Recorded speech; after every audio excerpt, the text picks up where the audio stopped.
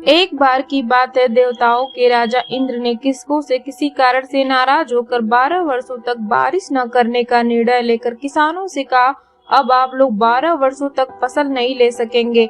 सारे कृषकों ने चिंतातुर होकर एक साथ इंद्रदेव से वर्षा करवाना की प्रार्थना की। इंद्र ने कहा, यदि भगवान शंकर अपना डमरू बजा देंगे तो वर्षा हो सकती है।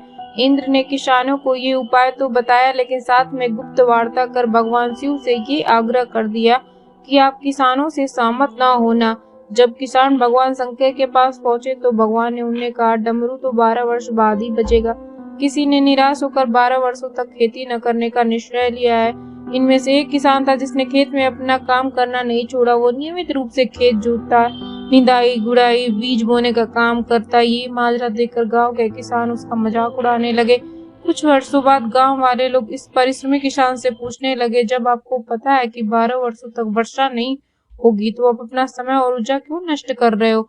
उस किसान ने उत्तर दिया, मैं जानता हूँ कि 12 वर्ष फसल नहीं आने वाली, लेकिन मैं ये काम अपने अभ्यास के लिए कर रहा हूँ, क्योंकि 12 साल कुछ न करके मैं खेती किसानों को काम भूल जाऊंगा। मेरे शरीर की श्रम करने की आदत छूट जाएगी, इसलिए ये काम मैं नियमित कर रहा हूँ ताकि जब 12 साल बाद वर्षा होगी तब मुझे अपना काम करने की कोई कठिनाई ना हो। ये तार्किक चर्चा माता पार्वती भी बड़े कौतूहल के साथ सुन रही थी।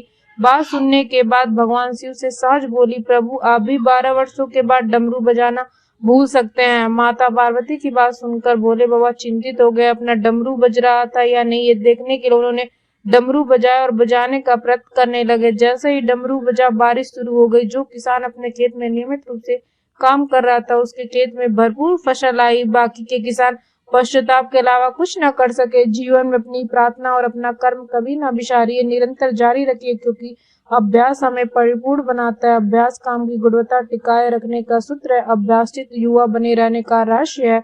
यदि आप अपने कर्तव्य से सोचकर बंद कर देंगे इससे क्या फर्क पड़ेगा, तो हो सकता है हम अपने कर्तव्य भूल जाए।